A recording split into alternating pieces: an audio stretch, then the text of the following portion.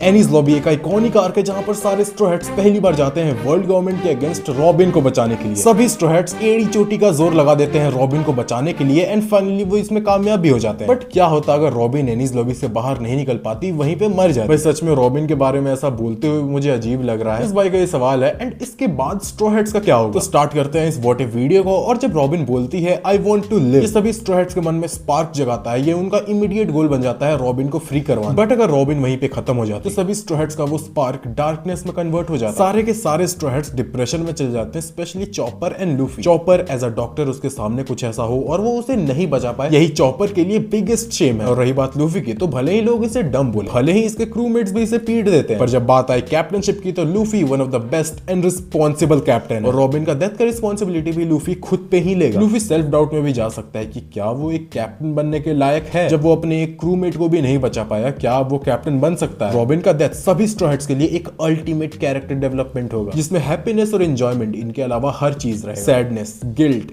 Despair, ऐसे moments में usually जोरो ही लूफी को समझाता है और वो फिर से लूफी को समझाएगा कि ये एंड नहीं। जोरो लूफी के सेल्फ डाउट को क्लियर करेगा एंड अब लूफी का रिजॉल्व पहले से भी ज्यादा स्ट्रॉन्ग बन चुका होगा। सबसे पहले तो सभी स्ट्रो हैट्स समझ जाएंगे वो स्ट्रॉन्ग नहीं, वो अब तक स्ट्रॉन्ग इनफ नहीं है वर्ल्ड गवर्नमेंट से लड़ने के लिए। बट साइलेंटली हर एक स्ट्रो हैट कसम खाता है कि वो अपने किसी भी फ्रेंड को हर्ट होने नहीं देगा। फिर रॉबिन के विल के साथ स्ट्रो हैट्स अपना जर्नी कंटिन्यू रखते हैं। इसके बाद वो जाते हैं थ्रिलर पार्क में, जहां पर हर चीज नॉर्मल ही होती है। पर जब बारी आती है कुमा की, तो स्ट्रो हैट्स को एक बार फिर से वही सेम फीलिंग आता है, वही सेम फीलिंग जहां पर वो चाह कर भी रॉबिन को नहीं बचा पाए थे। सभी स्ट्रो हैट्स ने कसम तो खाया था कि वो अपने फ्रेंड्स को हर्ट होने नहीं देंगे, बट उन्हें रियलाइज हो जाता है कि वो अब भी इस कसम को पूरा करने के लिए स्ट्रॉन्ग इनफ नहीं है। सभी के सभी स्ट्रो हैट्स डीप डिस्पेयर में चले जाते हैं। फिर जोरो का नथिंग हैपन मूवमेंट होता है, सभी स्ट्रो हैट्स उठते हैं, कुमा यहाँ से चला जाता है। सभी स्ट्रो हैट्स को पहले ही ये रियलाइज हो जाता है कि अभी वो न्यू वर्ल्ड में जाने के लिए रेडी नहीं है। वो साबाउदी में जाने का प्लान कैंसिल करके खुद को ट्रेन करने का डिसाइड करते हैं। अब पिछली बार जैसे स्ट्रो हैट्स को ग्रेटेस्ट सेंस से तो नहीं मिलेंगे, बट इस बार इन्हें हाकी के बारे में पहले से ही पता चल जाएगा। फिर इसके बाद इनका ट्रेनिंग स्टार्ट हो जाता है। लूफी, जोरो, सांजी तीनों अपने अपने हिसाब से हाकी ट्रेनिंग करने लगते हैं। इस बार काफी कुछ बदलने वाला है। इस बार सिर्फ मॉन्स्टर ट्रियो नहीं बल्कि हर एक स्ट्रो हैट हाकी सीख रहा है। कोई भी नहीं भूला है वो डिस्पेयर जो कि कुमा ने फील कराया था एंड रॉबिन की सभी लोगों का रिजॉल्व काफी स्ट्रॉन्ग हो चुका था। हाकी लिटरली डिपेंड ही करता है तुम्हारे रिजॉल्व एंड विल पे, जिस कारण ये लोग हाकी का कॉन्सेप्ट जल्द ही सीख जाते हैं। एंड जब इन लोगों ने ट्रेनिंग स्टार्ट किया उसके ऑलमोस्ट एक महीने बाद एक और मेन वॉर शुरू होने वाला है, यानी कि मरीन फूड वॉर। बस इस बार एक डिफरेंस रहेगा कि स्ट्रो हैट्स कभी साबाउदी नहीं गए और रेली से नहीं मिले। सेलेस्टियल ड्रैगन्स का मरमेड ट्रेनिंग सक्सेसफुल रहेगा। हाची बेचारा जब अपने मरमेड फ्रेंड को बचाने आएगा तो सेंट कार्लोस उसे गोली मार देगा और फिर हाची की वहीं पे डेथ हो जाएगी। रेली भी उस वक्त उसी ऑक्शन में बैठा था और ये सब देखकर वो चुपचाप तो रहेगा, जिस कारण फाइनली सालों बाद रॉजर के राइट हैंड मैन का लोकेशन रिवील हो जाएगा। हो सकता है रेली कार्लोस को पीट पाट कर हाची को बचा ले, पर सबसे बड़ा दिक्कत होगा कि जब वर्ल्ड में ये न्यूज फैलेगा तो रेली के पीछे बाउंटी हंटर्स का लाइन लग जाएगा, क्योंकि श्योरली रेली का बाउंटी 3-3.5 बिलियन से कम तो होगा। अब रेली ओल्ड भी हो चुका है तो बाउंटी हंटर्स इसे गोल्डन अपॉर्चुनिटी मानेंगे। मरीन्स तो रेली के पीछे पड़ ही जाएंगे। वहीं दूसरी तरफ स्ट्रो हैट्स एक महीने में आर्मामेंट हाकी सीख तो सकते हैं, बट ये काफी डिफिकल्ट होगा। ऑब्जर्वेशन हाकी को एक महीने में सीखना ये और भी ज्यादा डिफिकल्ट है। स्ट्रो हैट्स को ऑब्जर्वेशन हाकी का बेसिक्स पता चल जाएगा। एंड कॉन्कर्स ये एक ऐसा हाकी है जिसे कोई तुम्हें सिखा नहीं सकता। तुम्हारा खुद का विल एक किंग की तरह होना चाहिए। एंड वन पीस वर्ल्ड में ये 1 in a million वाला केस है, काफी कम ही लोगों के पास कॉन्कर्स होता है। और फिर एक दिन ऐसा भी आता है जहां पे स्ट्रो हैट्स हर दिन की तरह अपना ट्रेनिंग कर रहे हैं। वो न्यूज़पेपर वाला बर्ड लूफी के सामने न्यूज़पेपर गिरा कर जाता है, जिसमें न्यूज था एस के एग्जीक्यूशन का। लूफी को अपने आंखों पे बिलीव नहीं हो रहा था कि ये क्या हो गया। बट रॉबिन की डेथ के समय लूफी ने ठान लिया था कि वो अपने किसी भी फैमिली या फिर फ्रेंड को हर्ट होने नहीं दे। और इसी के साथ लूफी तैयारी करने लगता है इंपेल डाउन जाने के लिए अपने सभी स्ट्रो हैट्स के साथ। बट अब जैसा कि तुम सोच ही रहे होगे, एक बहुत बड़ा डिफिकल्टी आ चुका है। पिछली बार तो बोआ हैंकॉक ने लूफी की बहुत ज्यादा मदद की थी, बट इस केस में लूफी तो बोआ हैंकॉक से कभी मिला ही नहीं, जिस कारण इस बार लूफी इंपेल डाउन में बाय फोर्स जाने वाला है। जिसका मतलब ये हुआ कि बिल्कुल स्टार्टिंग से ही हर कोई स्ट्रो हैट्स के पीछे पड़े होंगे। पिछली बार तो एटलीस्ट कुछ देर तक लूफी ने लो प्रोफाइल मेंटेन किया था, बट हम लूफी की बात कर रहे हैं। लूफी ज्यादा देर तक छुप कर नहीं रह सकता। एनीवेज फिर इंपेल डाउन के गार्ड्स, मजेलन सभी लोग पीछे पड़ जाते हैं स्ट्रो हैट्स के, और इसी बीच उनका इनकाउंटर होता है ब्लैक बेट क्रू से। बाकी हर चीज तो बिल्कुल सेम ही रहता है। लूफी से मिलने के पहले ही एस को यहाँ से मरीन फूड शिफ्ट किया जा रहा था। इसी बीच स्ट्रो हैट्स को जीन भी मिलता है, फिर क्रोकोडाइल आता है, फिर स्ट्रो हैट्स, बगी, ये सभी लोग मिलकर भागे हुए प्रिजनर्स के साथ एक टीम बनाते हैं। बट इस बार एक सबसे बड़ा डिफरेंस होता है कि हमारे गोट बोन क्ले को सैक्रिफाइस नहीं करना पड़ता, जिस कारण अब सीन शिफ्ट होता है मरीन फोर्ट की तरफ। मरीन फोर्ट में बाकी हर चीज तो नॉर्मल ही रहता है, बस यहाँ पर 2 और मेजर प्लेयर्स का एंट्री होने वाला है। सबसे पहला तो हो गया लूफी एंड हमारे स्ट्रो हैट्स। लूफी इस बार अकेला नहीं बल्कि अपने पूरे क्रू के साथ आएगा, जो कि एक तरह से अच्छा भी है और बुरा भी। लूफी को अपने क्रू से फिजिकल एंड मोरल दोनों सपोर्ट मिलेगा, पर उसके यहाँ होने से लूफी का ध्यान भी भटक सकता है, क्योंकि भले ही स्ट्रो हैट्स 1 महीने का हाकी ट्रेनिंग करते हैं, बट स्टिल ये इनफ नहीं है। जोरो एंड सांजी एटलीस्ट खुद को मरीन फोर्ड के वॉर सिचुएशन में प्रोटेक्ट कर सकते हैं। फ्रैंकी, चॉपर एंड ब्रुक के लिए काफी मुश्किल होने वाला है, बट स्टिल वो इसे पुल ऑफ कर लेंगे। सबसे ज्यादा दिक्कत होगा नामी एंड उस सबको। इस कारण लूफी का ध्यान अपने क्रू पे भी होगा। और जो दूसरा बंदा आने वाला था वो है रेली। मरीन्स ने तो उसके साबाउदी वाले घर को इन्फिल्ट्रेट करके उसे परेशान कर दिया। रेली यहाँ पे आने के बाद सीधा चला जाता है व्हाइट बीट क्रू के मेन शिप में, जहाँ पे खुद व्हाइट बीट थे। ये लोग दोनों ही अपने जनरेशन के 2 ग्रेटेस्ट पायरेट्स थे। जाहिर सी बात है ये मीटअप से काफी खुश होते हैं। और व्हाइट बीट क्रू में रेली अपने पुराने राइवल मार्को से भी मिलता है। सच में रेली एंड मार्को का राइवलरी बेस्ट चलता था। प्राइम व्हाइट बीट क्रू को व्हाइट बीट अकेले कैरी करते थे। अकेले कैरी करना मतलब स्ट्रेंथ के मामले में। बट मार्को उनका राइट हैंड मैन बन तो गया, इस कारण मार्को को रॉजर के राइट हैंड रेली से लड़ना होता था। रेली एंड मार्को के बीच पावर डिफरेंस ईस्ट ब्लू जोरो वर्सेस मीहॉक जितना था। रेली हर बार मार्को को इंस्टिगेट करके छोड़ दिया करता है। एनीवेज फिर ये लोग मिलते हैं and finally marine Ford war start होता है। रेली फिर से जाता है कीजारू से लड़ने। लूफी एंड बाकी स्ट्रो हेड्स को यहाँ पे एंटर करते ही रियलाइज हो जाता है कि वो लोग कितने वीक हैं। उनका हाकी अटैक भी ज्यादातर लोगों पे वर्क कर ही नहीं रहा। उन्हें ये पता चल जाता है कि यहाँ पे वो ज्यादातर लोगों से वीक ही हैं, जिस कारण लूफी के इमोशंस काफी कन्फ्लिक्टेड हो जाते हैं। इसकी भी चिंता हो रही थी, पर उसका ये भी मन कर रहा था कि अपने क्रू को यहाँ से वापस भेज दे। लूफी को बार बार रॉबिन की याद आ रही थी और वो परेशान हो रहा था। और इसी बीच नामी को एक मरीन पकड़ लेता है, जिससे कि लूफी इतना गुस्सा हो जाता है कि वो अपने कॉन्कर्स हाकी को अनलॉक कर लेता है, जिस कारण मरीन फोर्ड में सबका ध्यान लूफी पे जाता है। इस बार लूफी का रिजॉल्व एंड विल पहले से भी ज्यादा स्ट्रॉन्ग था, जिस कारण ऑटोमेटिकली लूफी का हाकी भी पहले से ज्यादा स्ट्रॉन्ग था। लूफी तुरंत ही काफी सारे मरीन सोल्जर्स को आउट कोल्ड कर देता है। रेली का ध्यान लूफी और उसके स्ट्रो हेड पे जाता है और ये समझ जाता है कि ये वही बच्चा है जिसकी बात शैंक्स कर रहा था। स्ट्रो हेड्स को रोकने आउकीजी आ जाता है। तो कहता है कि तुम रॉबिन को तो नहीं बचा पाए, तो तुम्हें लगता है तुम अपने भाई को बचा लोगे। उनके लूफी का गुस्सा और ज्यादा आउट ऑफ कंट्रोल हो जाता है। बट आउकीजी को होल्ड करने के लिए वहां पे आ जाता है रेली। रेली स्ट्रो हेड से कहता है कि तुम सब आगे बढ़ो, इन्हें मैं संभाल लूंगा। इसी तरह स्ट्रो हेड्स को कई सारे रुकावट आ रहे थे, बट इन्हें बचाने कोई ना कोई आ ही जा रहा था। अब इसके बाद एक और चीज है जो इस वॉर का पूरा एंडिंग बदल देगा। एस को बचाने के बाद जब लूफी यहाँ से भागने की कोशिश कर रहा था, बीच में अकाइनो ने ऑलमोस्ट मार ही दिया था। बट वहां पे आ जाते हैं शैंक्स और उसका क्रू, और उनका फेस ऑफ होता है ब्लैक बियर्ड और उसके क्रू से। बट इस बार वो फेस ऑफ शैंक्स के भी आने से पहले लूफी और उसका क्रू करता है ब्लैक बियर्ड। अब हाँ, यहाँ पे स्ट्रो हेड्स ब्लैक बियर्ड पायरेट्स के कंपैरिजन में वीक होते हैं, बट स्टिल ये पीछे नहीं हटते और वॉर अभी भी स्टार्ट ही होता है, जिस कारण एस को साइड करने के बाद इन दोनों के ही क्रू का फाइट होता है। व्हाइट बियर्ड बीच में इंटरफेयर करने की कोशिश करते हैं, पर लूफी उन्हें रोक देता है, जिससे कि इस बार एस एंड व्हाइट बियर्ड दोनों ही समय से पीछे हट जाते हैं। वहीं दूसरी तरफ black beard crew स्ट्रो head crew को ओवरपावर करके मारने ही वाले थे, पर लूफी के extreme emotions and will affect करता है गियर 5 अवेकनिंग के लिए। और सांजी भी हीट ऑफ द मोमेंट में अपने जर्मा जीन्स अवेकन कर लेता है एंड जोरो भी अपने ब्लेड्स को आर्मामेंट हाकी से कवर कर लेता है। लूफी का ये गियर 5 इस पूरे मरीन फोर्ड वॉर को ही चेंज कर देगा। गियर 5 मरीन फोर्ड में अवेकन करके लूफी को फायदा नहीं सिर्फ नुकसान ही होगा, क्योंकि एक तो लूफी के पास गियर 5 मोड में ज्यादा टाइम नहीं होता, और दूसरा 3 एडमिरल्स के अलावा गियर 5 को देखते ही सबसे पहले यहाँ 5 एल्डर्स आएंगे, और उसके बाद तो पायरेट्स का अलायंस कंप्लीटली डिस्ट्रॉय हो जाएगा। इसलिए तुम यहीं पे गियर 5 अवेकनिंग भूल जाओ। मान लेते हैं कि लूफी अपने गियर 4 अवेकन करता है। उस टाइम के ब्लैक बियर्ड के लिए गियर 4 तो इनफ होगा, एंड ब्लैक बियर्ड पायरेट्स के बाकी मेंबर्स के लिए लूफी इंपेल डाउन से जितने भी अपने फ्रेंड्स को लाया वो भी मदद करेंगे। अब एक टेंशन ब्लैक बियर्ड पायरेट्स का तो खत्म हुआ, पर अभी 3 एडमिरल्स बचे हैं। रेली तो इतने देर से अकेले ही एक एडमिरल को होल्ड कर रहा था। कीजारू और मार्को भी फाइट करते हैं, बट अल्टीमेटली कीजारू मार्को को ओवरपावर कर देता है। और अकाइनो के बारे में तो पूछो ही मत, ये बस जान से मारने के लिए खेल रहा है। व्हाइट बियर्ड एक बार फिर से सोचते हैं खुद को सैक्रिफाइस करके तीनों एडमिरल्स को होल्ड करने का, बट वो एस को मंजूर नहीं था। पर इसी के बाद मरीन फोर्ड में एंट्री होती है काइडो और शैंक्स दोनों की। ओरिजिनली तो शैंक्स काइडो को रोक देता है, बट ये सिर्फ एक वॉर नहीं बल्कि मरीन्स का प्राइड भी था। वो इस एग्जीक्यूशन को पूरी दुनिया में लाइव टेलीकास्ट कर रहे थे। अगर बिना एग्जीक्यूशन कंप्लीट किए इन्हें रोकना हो तो एटलीस्ट 2 या फिर 3 यंगों को एक साथ आना ही पड़ेगा, तभी जाकर इनफ प्रेशर क्रिएट हो सकता है मरीन्स को ये वॉर रोकने। काइडो का हम मान लेते हैं कि रॉक्स पायरेट के टाइम से वो व्हाइट बियर्ड की काफी रिस्पेक्ट करता है, जिस कारण वो सिर्फ उनकी मदद करने आ रहा है। हो सकता है काइडो को ना पता हो कि ओडेन भी कभी व्हाइट बियर्ड का ही मेंबर था। एनीवेज फिर ये मोमेंट लूफी एंड बाकी के स्ट्रो हेड्स को और भी ज्यादा मोटिवेट कर देता है स्ट्रॉन्ग बनने के लिए। उन्हें रियलाइज हो जाता है कि अभी वो जिस लेवल पे हैं वो क्लोज भी नहीं है टॉप टियर बंदों के, जिस कारण मरीन फोर्ड वॉर एंड होता है विदाउट एनी कैजुअलिटी। और इस बार भी लूफी के सेंसे तो रेली ही रहेंगे, पर सिर्फ लूफी के नहीं बल्कि सभी स्ट्रो हेड्स। एंड एक्चुअली ये रेली के लिए ज्यादा बड़ी बात है भी नहीं, हाकी में ये बेस्ट है। ये स्ट्रो हेड्स को अच्छी हाकी ट्रेनिंग दे सकता है। रेली एक स्वॉर्ड यूजर भी है, तो ये जोरो को अच्छे खासे स्किल्स भी सिखा सकता है। एंड ये साबाउदी में फास्ट इनफ था कीजरो के लाइट बीम को किक करने का, तो ये सांजी को भी अच्छा ट्रेनिंग दे देगा। इन शॉर्ट रेली एक कंप्लीट मैन है, इसे स्नाइपिंग भी आता है, इसे वेदर का भी थोड़ा बहुत नॉलेज है, और इससे बाकी स्ट्रो हेड्स पिछली बार से ज्यादा स्ट्रॉन्ग तो हो जाएंगे, बट पिछली बार जैसा इनके पास इन्फॉर्मेशन नहीं रहेगा। सभी स्ट्रो हेड्स ने 2 साल एग्जैक्टली उसी जगह बिताया है जहां पे उनका एक्सपर्टीज है। Of course Straw Hats knowledge के मामले में तो उस लेवल पे नहीं जा पाएंगे, बट रॉबिन के विल के साथ ये पिछली बार से ज्यादा स्ट्रॉन्ग भी होंगे और अपना जर्नी कंटिन्यू रखेंगे। और सबसे बड़ा दिक्कत रहेगा इन्हें पोनेग्लिफ रीडर ढूंढने का, जो कि पॉसिबली फ्यूचर में जाकर इन्हें एग हेड में मिल जाएगा। एनीवेज तो इस व्हाट इफ को यहीं एंड करते हैं, और कमेंट्स में बताना कि वीडियो कैसा लगा।